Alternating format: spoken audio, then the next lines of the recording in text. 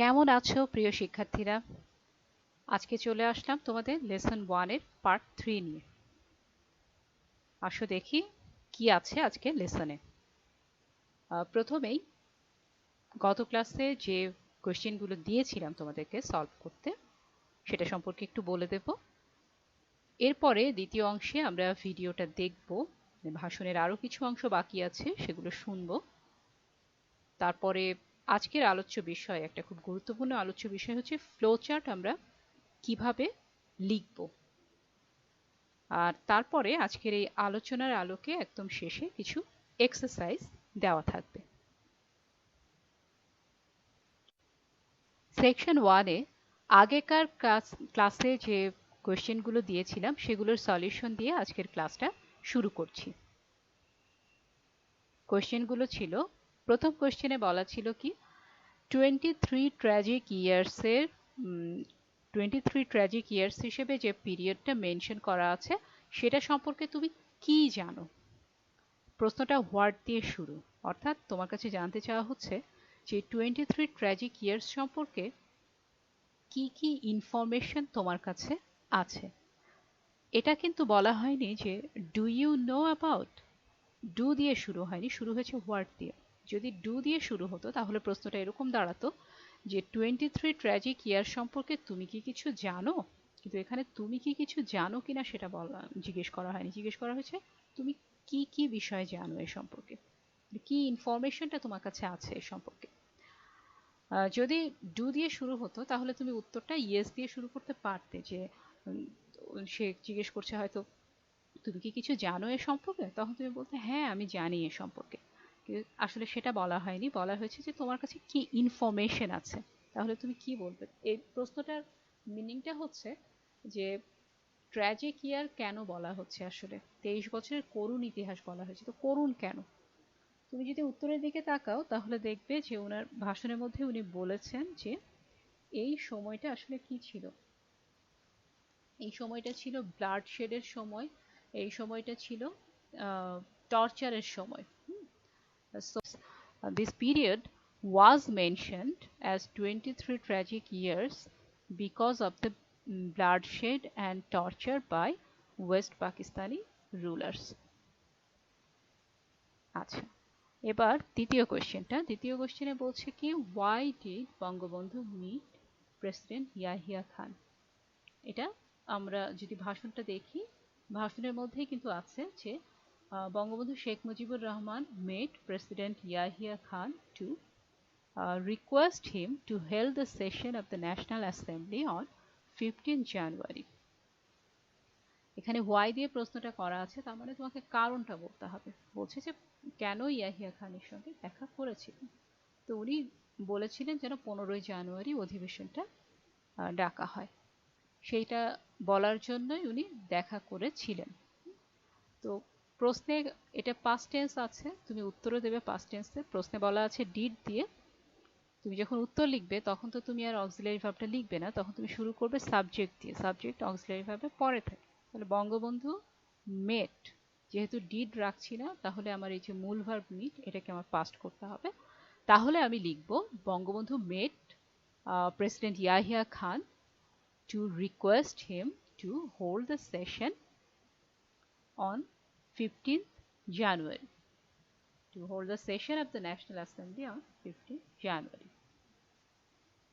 আচ্ছা, 3 নম্বরে বলছে কি what did Bangabandhu request Yahya Khan on behalf of Bengal and as a leader of the majority.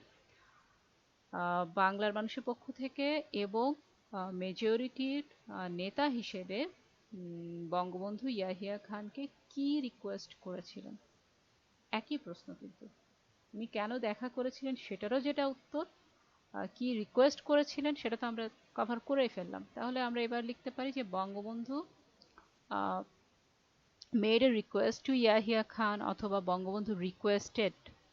যদি তোমার কাছে এটাকেই ভার্ব ধরে এর সাথে ইডি যোগ করা সহজ মনে হয় তাহলে তুমি সাবজেক্ট বঙ্গবন্ধু নিলে, তারপরে তুমি ভার্ব রিকোয়েস্ট এটাকে পাস্ট ফর্ম করে দিলে। Bangabandhu Sheikh Mujibur Rahman requested Yahya Khan on behalf of Bengal and as the leader of the majority to hold the session on hold the session of national assembly on 15 জানুয়ারি। প্রথমে লিখে নিল যে বঙ্গবন্ধু রিকোয়েস্ট করেছিলেন কি করতে, টু হোল্ড দ্য সেশন। ঠিক আছে। আচ্ছা, 4 নম্বর হচ্ছে why did Ayub Khan fall from power. উনার ভাষণটা যদি তুমি শোনো, ভাষণের মধ্যেই আছে যে 1969-এর যে গণ অভ্যুত্থানটা হয়েছিল, যেটা আমরা ইংরেজিতে বলবো মুভমেন্ট, 1969-এর মুভমেন্টের কারণে কিন্তু আইয়ুব খানের পতন হয়েছিল। The movement of 1969 caused the downfall of Ayub Khan. অথবা লিখতে পারো Ayub Khan fell from power because of the movement of 1969. আচ্ছা, 5 নম্বর বলছে কি why did Ayub Khan declare martial law? Ayub Khan declared, একইভাবে করছি আমরা, why মানে কারণ জিজ্ঞেস করেছে, তাহলে তুমি লিখবে আইয়ুব খান, এটা আমার সাবজেক্ট, ডিড রাখছি না কারণ আমি উত্তর দিচ্ছি। আইয়ুব খান, এবার ডিক্লেয়ারটাকে আমি পাস্ট করে দেব, এর সাথে একটা ডি যোগ করে। Ayub Khan declared martial law to enslaved us, অথবা to enslave the people of Bengal, বাংলার মানুষকে দাস বানানোর জন্য উনি মার্শাল ল করেছিলেন। এটা কিন্তু ভাষণের মধ্যেই ছিল, বঙ্গবন্ধু বলেছেন, আমরা আগের দিন যেটা পড়েছি তার ভেতর থেকে এই প্রশ্নটা করা হয়েছে। এবারে একটা দুঃখজনক বিষয় আমার চোখে পড়েছে, গত ক্লাসে আমি যে কাজ দিয়েছিলাম সেটা তোমরা খুব কম জন করেছো। হয়তোবা ওপেন এন্ডেড কোয়েশ্চেন দেখে তোমরা ভেবেছো যে অনেক কিছু লিখতে হবে, আসলে কিন্তু ব্যাপারটা তা না। দেখো, 1 লাইন বা 2 লাইন দিয়ে কিন্তু উত্তরগুলো 2 লাইনের মধ্যে সব হয়ে যাচ্ছে। হ্যাঁ, ছোট ছোট প্রশ্ন, এগুলো যদি তোমরা উত্তর দেওয়ার অভ্যাসটা করো তাহলে পরীক্ষার সময় গিয়ে তো এত কষ্ট হয় না। আর আমি তো তোমাকে 5টা কোয়েশ্চেন দিয়েছিলাম, মানে কিন্তু 5টা না, অ্যাকচুয়ালি 6টা কোয়েশ্চেনের মতো মনে হচ্ছিল, কিন্তু গত ক্লাসেই তো এক্সপ্লেন করে দিয়েছিলাম যে 5 এবং 6 যে কোয়েশ্চেন ছিল ওখানে, সেটা আসলে একই কোয়েশ্চেন। আর এখানেও তো দেখলে যে 2 আর 3-এরও উত্তর কিন্তু একই, তাই না? জাস্ট একটু ডিফারেন্ট ওয়ার্ড দিয়ে জিজ্ঞেস করা হচ্ছে। তো এইগুলো যদি একটু লেখার প্র্যাকটিসটা থাকে তাহলে পরীক্ষার সময়, পরীক্ষার দিন পরীক্ষা হলে গিয়ে কিন্তু প্যানিক করতে হয় না তখন আর, তাই না? তাই আমি যে হোমওয়ার্কগুলো দিই সেগুলো করার চেষ্টা করো। আর হোমওয়ার্ক ছাড়াও যেদিন যে লেসনটা পড়াচ্ছি, যে প্যাসেজটা পড়াচ্ছি, সেই প্যাসেজ থেকে প্রিভিয়াস ইয়ারে কি কি ধরনের কোয়েশ্চেন এসছে সেগুলো একটু চোখ বুলিয়ে রাখলে ভালো হবে।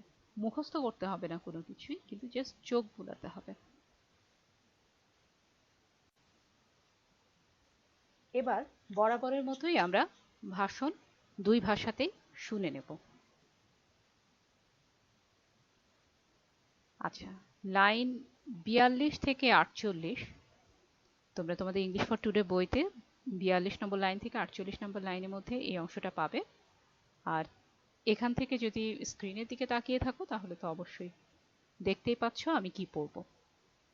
শুরু করছি। I declared that the assembly would continue to meet, but suddenly on the 1st of March the assembly was shut down. Mr. Yahya Khan called the session of the assembly in his capacity as the president, and I declared I would be attending it. Mr. Bhutto said he would not be part of it. 35 members of the assembly came from West Pakistan to take part in its proceedings, and it was dissolved all of a sudden. The blame was put on the people of Bengal. The finger was pointed at me.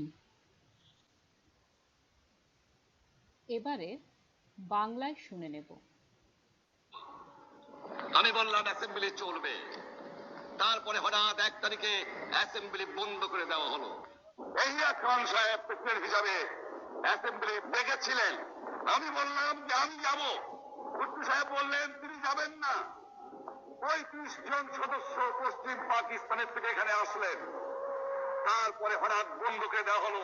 দোষ দেওয়া হলো বাংলার মানুষকে, দোষ দেওয়া হলো আমাকে।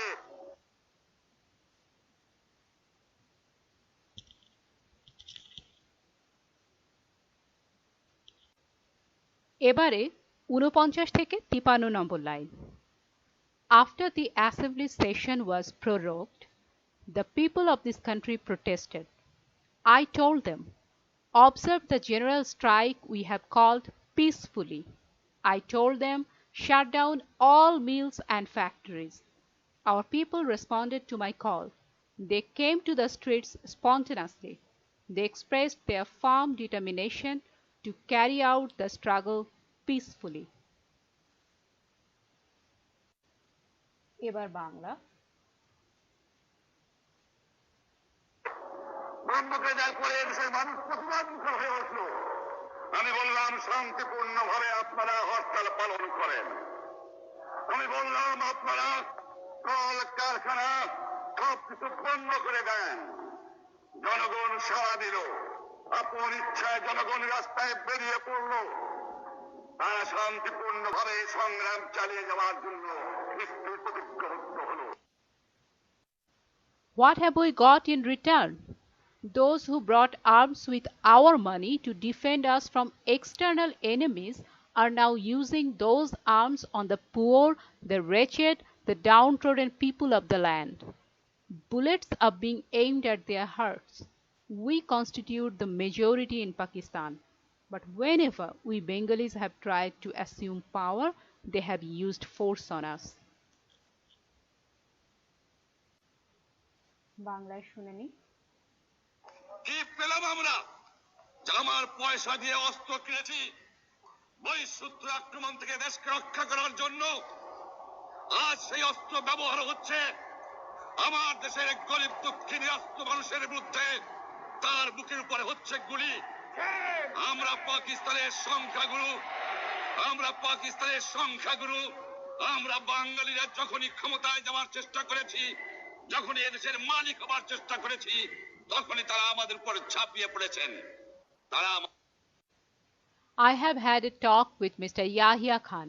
I told him, Mr. Yahya, you are the president of Pakistan.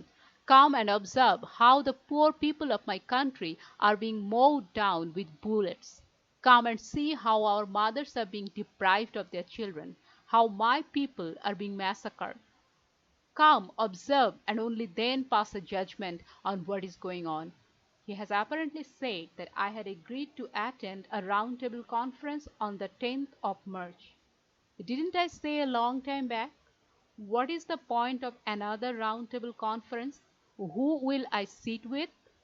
Should I sit with those who have shed the blood of my people? He has suddenly dissolved the assembly without carrying out any discussions with me.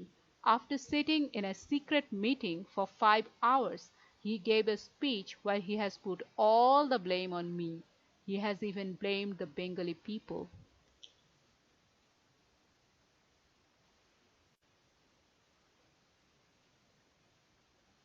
বাংলাটা শুনে নি। আমার সঙ্গে তার কথা হয়। তাকে আমি বলেছিলাম, জনাব ইয়াহিয়া খান সাহেব, আপনি পাকিস্তানের প্রেসিডেন্ট, দেখে যান, ঢাকায় আসেন, কিভাবে আমার গরিবের উপরে, আমার বাংলার মানুষের বুকের উপরে গুলি করা হয়েছে, কি করে আমার মায়ের কোল খালি করা হয়েছে, কি করে মানুষকে হত্যা করা হয়েছে। আপনি আসুন, দেখুন, বিচার করুন, তারপরে আপনি ঠিক করুন। আমি এই কথা বলেছিলাম। আমি তো অনেক আগে বলেছি কিসের রাজনীতি, তার সঙ্গে বলবো, যারা আমার মানুষের বুকে রক্ত নিয়েছে তাদের সঙ্গে বলবো। আমার সঙ্গে পরামর্শ না করে বা আমাদের সঙ্গে আলোচনা না করে 5 ঘন্টা গোপনে বৈঠক করে যে বক্তৃতা তিনি করেছেন এবং যে বক্তৃতা করে অ্যাসেম্বলি করেছেন, সমস্ত দোষ তিনি আমার উপরে দিয়েছেন, বাংলার মানুষের উপরে দিয়েছেন। My brothers, the assembly has been called into session on the 25th of March, but the blood spilled on our streets has not yet dried. About the 10th of this month, I have told them Mujibur Rahman won't join the roundtable conference because that would mean wading over the blood that has been shed. Although you have called the assembly into session, you will have to listen to my demands first. You will have to withdraw martial law. You will have to return all army personnel to their barracks. You will have to investigate the way our people have been murdered. And you will have to transfer power to the representatives of the people. It's only then that I will decide whether we will take our seats in the assembly or not. I don't want the Prime Minister's office. We want the people of this country to have their rights. I want to state clearly that from this day, Bangladesh's courts, magistracies, government offices, and educational institutions will be shut down indefinitely so that the poor don't have to suffer, so that my people don't have to go through hardships. All other things will be exempted from the general strike from tomorrow. Rickshaws, horse carriages, trains, and launches will be allowed to move. Only the Secretariat, the Supreme Court, the High Court, Judges Court, and semi-government organizations such as WAPDA will not be allowed to work. On the 28th, employees will go and collect their salaries. If their salaries are not paid, if another bullet is fired, if my people are shot dead again, I request all of you, convert every house into a fort. Confront the enemy with whatever you have, and even at the risk of your life, and even if I am not around to direct you, shut down all shops and make sure that traffic on all roads and ports are brought to a standstill. Line ৭০ থেকে ৯৪ এবার আমরা বাংলায় শুনে নেব।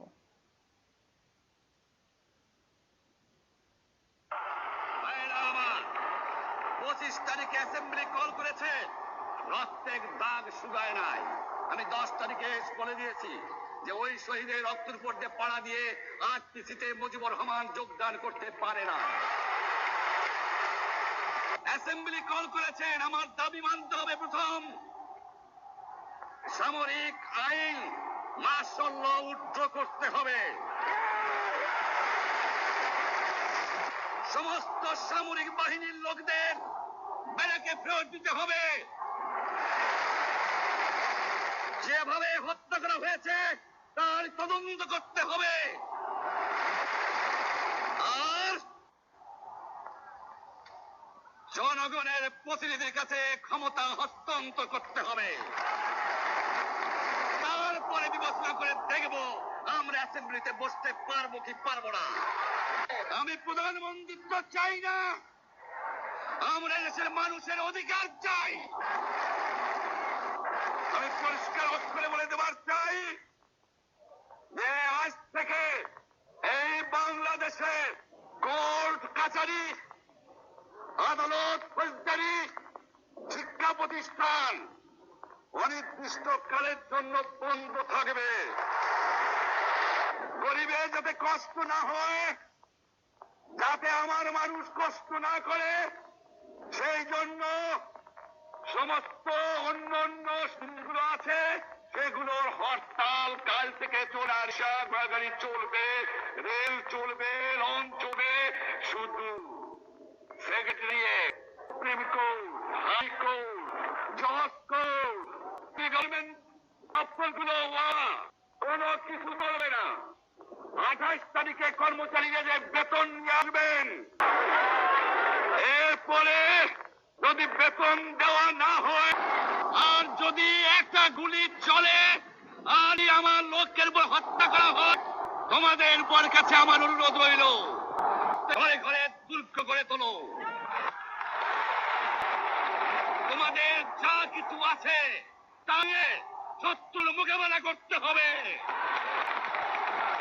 এবং জীবনে যা যা আছে সব কিছু আমি যদি হুকুম দেবার নারী তোমরা বন্ধ করে।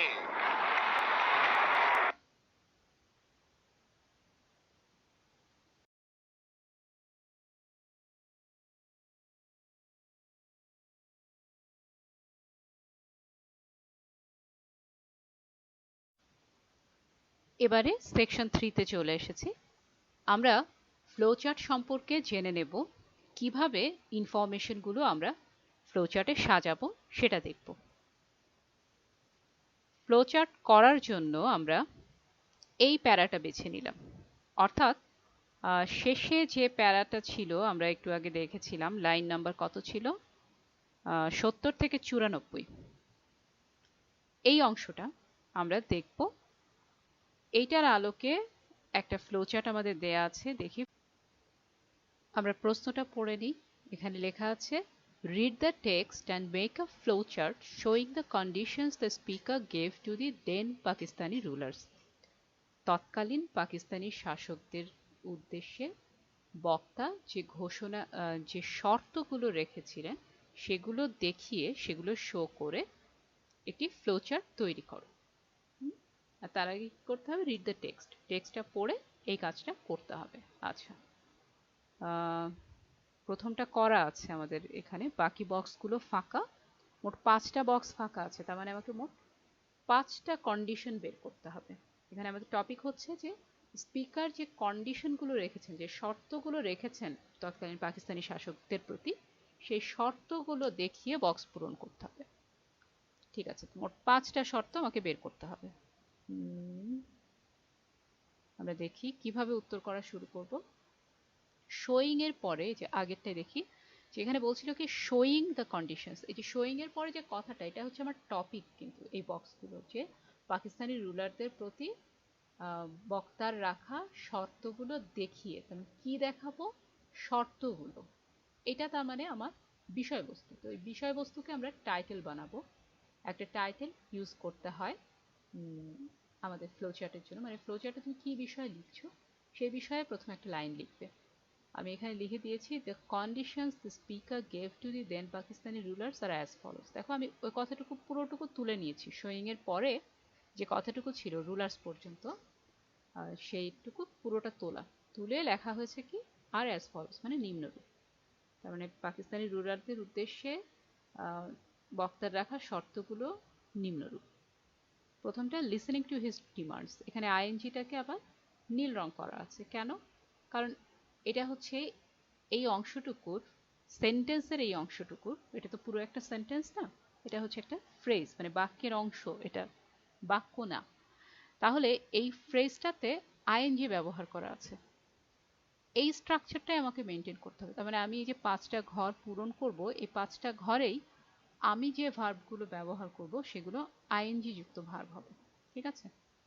তো কন্ডিশনগুলো আমি তাহলে বের করার জন্য আমাকে কি করতে হবে? আবার টেক্সটে ফিরে যেতে হবে। ঠিক আছে, টেক্সটটা দেখি। তোমাদের সুবিধার জন্য আমি যে কন্ডিশনগুলো আছে সেগুলো সব নীল রং করে দিয়েছি। প্রথম কন্ডিশনটা যেটা আমাদের প্রথম বক্সেই লেখা আছে, সেটা হচ্ছে to listen to my demands first. এখানে টু লিসেন আছে, আমরা করেছি কি, মানে প্রশ্নে করে দেয়া আছে listening to his demands first. এখানে বক্তা যেহেতু এটা বক্তব্য ছিল, তাই উনি মাই বলেছিলেন, কোশ্চেনে সেটা হিজ বলা আছে, কারণ তার সম্পর্কে আমরা বলছি। আমরা তো বঙ্গবন্ধু নই, আমরা বঙ্গবন্ধু সম্পর্কে কথা বলছি, তাই আমরা যখন বক্স করেছি আমরা ওখানে হিজ লেখা হয়েছে, প্রশ্নে ওভাবে করে দিয়েছি। তাহলে লিসেনের জায়গায় যদি লিসেনিং হয়, তাহলে টু উইথড্রর জায়গায়, টু লিসেনের জায়গায় লিসেনিং হয়েছে, টু উইথড্রর জায়গায় তাহলে কি হবে? উইথড্রয়িং হবে। টু রিটার্নের জায়গায় রিটার্নিং হবে, টু ইনভেস্টিগেটের জায়গায় ইনভেস্টিগেটিং। এভাবে করে সবটা আমরা করব। তোমাদেরকে যখন আমি বাংলায় শোনালাম তখন তোমরা শুনেছো পুরোটা, সেই জন্য আমি এখন আর বাংলায় লাইনগুলো বলছি না, কিন্তু তারপরেও একবার শর্তগুলো বলে দিই। আমার দাবিগুলো শুনতে হবে, মানতে হবে। এরপরের অংশ বলছেন উনি, মার্শালরা উইথড্র করতে হবে, আর্মির যে সদস্যরা আছে তাদেরকে ব্যারাকে ফেরত যেতে হবে, তারপরে লোকেদের যে হত্যা করা হয়েছে যেভাবে, সেই ব্যাপারে তদন্ত করতে হবে, এবং জনগণের প্রতিনিধিদের হাতে ক্ষমতা ট্রান্সফার করতে হবে। এইগুলো ছিল ওনার শর্ত। উনি ওই যে বলেই নিয়েছেন দাবি মানতে হবে। তাহলে শর্তগুলো দিয়ে এবার আমরা ঘরটা পূরণ করে দিই। দেখো আমি করে দিয়েছি জিনিসটা, সব কটা ভার্বের পরে আইএনজি দিয়ে করা হলো। করেও একটা ঝামেলা থেকে গেল। কি হলো? এই যে 6 নম্বর ঘরটা সেটা ফাঁকা থেকে গেল, কিন্তু আমাদের তো মোট 6টা ঘর পূরণ করার কথা, তাই না?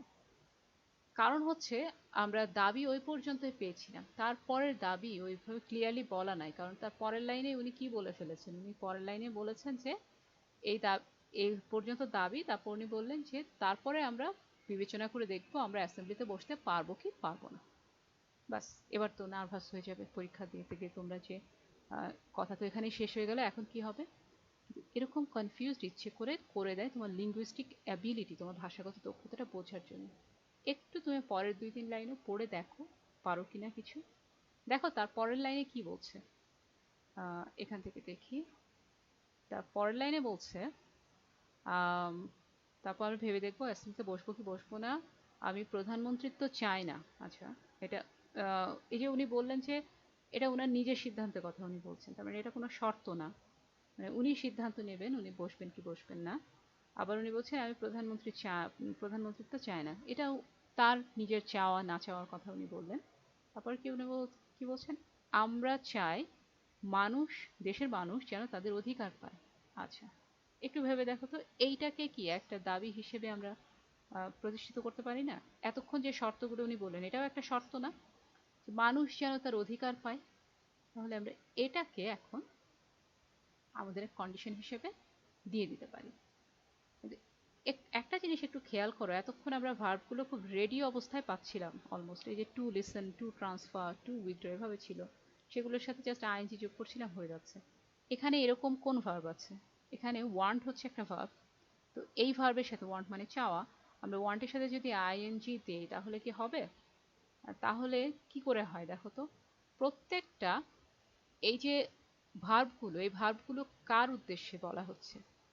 মানে লিসেন করো মানে শোনো বা মানো, কে মানবে? পাকিস্তানি রুলার যেন লিসেন করে, মানে পাকিস্তানি রুলার যেন শোনে, তাই লিসেনিং করে দিচ্ছি। পাকিস্তানি রুলার যেন উইথড্র করে মার্শাল ল, আচ্ছা সেই কারণে উইথড্রয়িং দিয়ে দিয়েছিলাম। পাকিস্তানি রুলাররা যেন রিটার্ন করে আর্মি পার্সোনালদের, সেই জন্য রিটার্নিং দিয়ে দিয়েছি। তো এই ফরম্যাটে আমি যদি এখন ওয়ান্টিং দেই তার মানে কি হবে, পাকিস্তানি রুলাররা যেন চায়, ওরা কি চায় না ওরা চায় না, তাই এটা দিলে জিনিসটা অ্যাপ্রোপ্রিয়েট হবে না। ওরা কি করতে পারে, রাইটটা দেশের মানুষের রাইট, দেশের মানুষের রাইট তো আমরা চাই, ওরা কি চাইতো? ওরা তো চাইতো না, ওরা তাহলে কি করবে, ওরা দেবে, গিভিং পিপল দেয়ার রাইটস। ঠিক আছে, আমরা ওয়ান্টের বদলে এখানে গিভ দিয়ে দিলাম, কারণ এই পুরো ফ্লোচার্টটা আমরা বানাচ্ছি পাকিস্তানি রুলারদের অ্যাঙ্গেল থেকে, তারা কি করবে এই কন্ডিশন অনুযায়ী, সেই অনুযায়ী। ঠিক আছে, তো এই ব্যাপারগুলো একটু খেয়াল রাখতে হবে। এবার কয়েকটা পয়েন্ট মাথায় রাখতে হবে, সেই পয়েন্টগুলো আমি বলে দিচ্ছি। একটা টাইটেল দেবে সবসময়, ওখানে আমি যে ফ্লোচারটা বানিয়েছিলাম তোমাদের জন্য সেখানে একটা টাইটেল দিয়েছিলাম। কোনো ফুল স্টপ ব্যবহার করবে না, কোনো পিরিয়ড বা ফুল স্টপ ব্যবহার করবে না, পিরিয়ড হচ্ছে ফুল স্টপেরই আরেকটা নাম। আচ্ছা, মেইনটেনিং দ্য কন্টিনিউটি, ধারাবাহিকতা বজায় রাখবে। দ্বিতীয় লাইনে যেটা লেখা আছে সেটা লিখবে, তারপরে তৃতীয় লাইন, তারপরে চতুর্থ লাইন, এভাবে। হঠাৎ করে তুমি প্রথমে চতুর্থ লাইন থেকে প্রথম বক্সটা পূরণ করেছো, এবার তোমার মনে হলো আরে আমি তো এটা মিস করেছি, তখন তুমি আবার গিয়ে দ্বিতীয় লাইন থেকে থেকে তুমি তোমার দ্বিতীয় বক্সটা পূরণ করছো, তাহলে চতুর্থ লাইন থেকে তুমি একবারে ফিরে গেলে তার আগের লাইন, সেটা করা যাবে না। লাইন বাই লাইন তোমার ধারাবাহিকতা মেনটেন করতে হবে। সেম ফ্রেজ স্ট্রাকচার, ওই যে আইএনজি দিয়ে প্রথমটা করা আছে বলে বাকিগুলো আইএনজি দিয়ে করলাম, তাই স্ট্রাকচারটা মেনটেন করতে হবে। Putting an arrow sign next to each and every box, প্রত্যেকটা বক্সের পরে একটা তীর চিহ্ন দিয়ে দিতে হবে। তুমি চাইলে উপর নিচেও সাজাতে পারো ফ্লোচার্টগুলো, এই যে এভাবে, আমি তো উপর থেকে নিচে সাজিয়েছি, উপর থেকে নিচেও সাজাতে পারো বা পাশাপাশিও সাজাতে পারো, যেভাবেই সাজাও তোমার এই অ্যারো সাইনটা কিন্তু থাকতে হবে। ঠিক আছে, আর যেটা এখানে আমি লিখিনি কিন্তু খুব গুরুত্বপূর্ণ একটা কথা বোধহয় বুঝেছো, প্রথমে বলে দিয়েছিলাম যে ফ্রেজ ব্যবহার করতে হবে, কোনো ফুল সেন্টেন্স ব্যবহার করবে না। ফুল সেন্টেন্স যে না সেটা তুমি কিভাবে বুঝবে?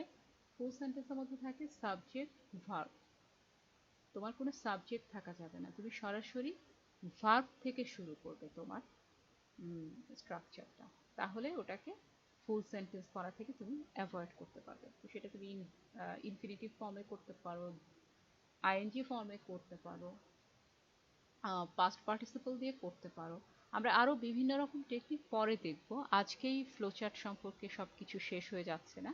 আজকে আমরা একরকম নমুনা দেখলাম, আস্তে আস্তে অন্য লেসনে যখন যাব তখন আরো দেখব। কেমন? এবারে আজকের ক্লাসের একদম শেষ প্রান্তে পৌঁছে গেছি, তোমাদের জন্য কিছু এক্সারসাইজ দিয়ে যাব এখন। টাস্ক 1 হচ্ছে তোমরা একটা ফ্লোচার্ট বানাবে, একই topic, showing the conditions the speaker gave to the then Pakistani rulers। দেখো এখানে ইনফিনিটিভের ফর্মে দেয়া আছে, listen to his demands। তাহলে এই ফর্মে বাকিগুলো পূরণ করো, সহজ কিন্তু। করে ফেলো। এই ছিল টাস্ক 1। এবার টাস্ক 2। টাস্ক 2 হচ্ছে find out the words which are new to you. যে শব্দগুলো তোমার জন্য একদম নতুন। আজকে ইংরেজি যে অংশটুকু আমরা পড়েছি স্পিচে, সেখানে যে ইংরেজি শব্দগুলো তুমি এর আগে কখনো শোনোনি, সেই শব্দগুলোর নিচে আগে দাগ দাও, সেগুলো খুঁজে বের করো। এরপরে সেই শব্দগুলোর মিনিং খুঁজে বের করো। ডিকশনারি থেকে বের করতে পারো, ডিকশনারি থেকে বের করলে তুমি বাংলা মিনিংটা পাবে। যদি ইংলিশ টু বেঙ্গলি ডিকশনারি দেখো, ইংলিশ টু ইংলিশ ডিকশনারি দেখলে তুমি ইংরেজি সিনোনিম পাবে। আচ্ছা, এবার সিনোনিম এবং অ্যান্টোনিম খুঁজে বের করো। সিনোনিম এবং অ্যান্টোনিম খুঁজে পাওয়া কিন্তু খুব সহজ। তুমি ওয়ার্ডটা লিখবে, ওয়ার্ডের পাশে সিনোনিম বলে টাইপ করবে। ধরো তুমি স্ট্রাগল, স্ট্রাগল শব্দটার সিনোনিম জানতে চাও, তাহলে তুমি টাইপ করবে স্ট্রাগল সিনোনিম বলে গুগল সার্চ দেবে, তাহলে স্ট্রাগলের যত রকম সিনোনিম আছে বের হয়ে আসবে। অ্যান্টোনিম চাও স্ট্রাগলের, তাহলে স্ট্রাগল অ্যান্টোনিম লিখে সার্চ দেবে, ওটার যে অ্যান্টোনিমগুলো সেগুলো বের হয়ে আসবে। তারপর কি করবে, রাইট দেম ডাউন। ওয়ার্ডটা লিখবে প্রথমে, তার পাশে সিনোনিমের একটা ঘর করবে, সিনোনিম লিখবে, তারপরে ঘরে অ্যান্টোনিম লিখবে, এরপরে মেমোরাইজ করবে সেগুলো। আজকে আমি সিনোনিম অ্যান্টোনিম বলে দিইনি, কারণ আমার কাছে মনে হলো যে তোমরা খাতা কলম নিয়ে হয়তো বসছো না, ভাবছো যে যেহেতু ক্লাসের মধ্যে ওয়ার্ডগুলো অ্যাভেলেবল, দরকার হলে ওখান থেকে শুনে নেব। তাই আজকে আমি সিনোনিম অ্যান্টোনিম দিইনি ইচ্ছে করে, আমি চাচ্ছি তোমরা এটা খুঁজে বের করো, এটা তোমাদের হোমওয়ার্ক হিসেবে থাকলো। এতে নিজে যখন খুঁজে বের করবে তখন সেটা মাথায় থাকবে বেশি। এই ছিল আজকের পুরো ক্লাস। তোমাদের সাথে পরবর্তী ক্লাসে আবারও দেখা হবে। পুরো ক্লাসটা যদি দেখে থাকো তাহলে সেজন্য তোমাদের অনেক ধন্যবাদ। ভালো থাকো, সুস্থ থাকো।